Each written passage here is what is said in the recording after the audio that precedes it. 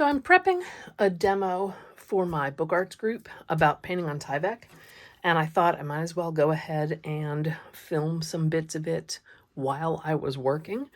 This first, this is a cut open envelope. Yeah. So it is, printed on the back, right? But it's pretty opaque.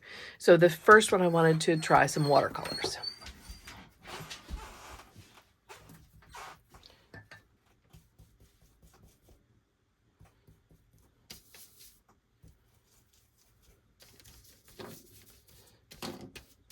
Now, Tyvek is designed to prevent moisture from, like getting into your house. That's why houses are wrapped in it.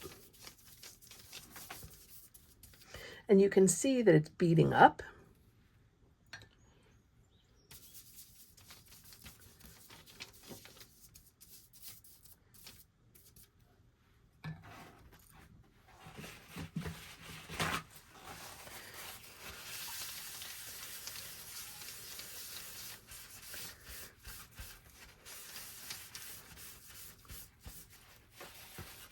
I'm going to leave that to kind of soak in. This is so extremely pale. It's basically invisible. But the pigment does bring out this texture of the Tyvek. So that is kind of exciting. Let's go with a more intense paint. So I paused this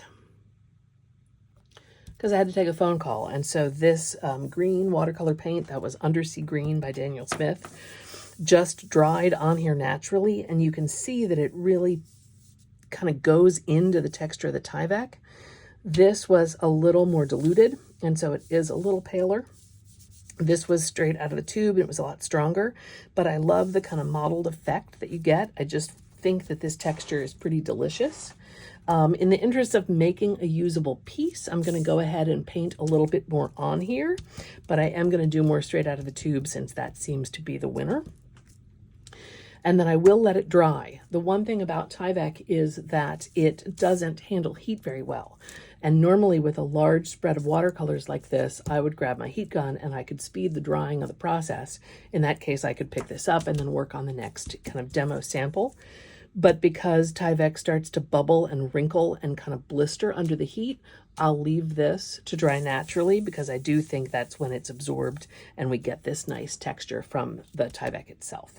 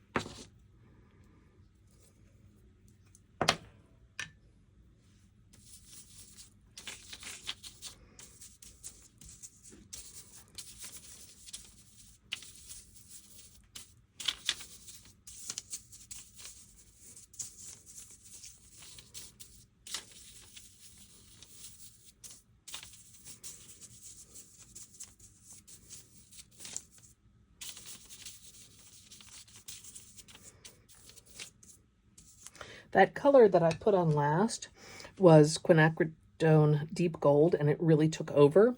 The tealish color was Mayan Blue Genuine, and it's very, very mellow. And so as the gold started to take over, I thought I would do that kind of gestural brush mark and let that be, so that we've got the texture of the Tyvek, but also kind of the movement of the brush mark. So this piece is going to dry as is, and then I'm going to try another sample page with some acrylic paint. So one last thing that I thought I would try just on this corner is doing a little blotting and kind of stamping. It soaks up a lot of the paint, and it does make the texture so much more muted. It could be great in some applications, but I use this a lot as like end papers. It's really strong, so it's great for different, even spines on books, because it doesn't tear naturally on its own. And so a more muted color definitely is possible, since you've got the white of the Tyvek kind of coming through. I guess I might as well do that to this whole strip so that that could be cut off and there, used somehow. Then I have this chunk that's nice with the brush marks, and then this little strip that could easily be a spine of a book or something in that more muted palette with that different texture.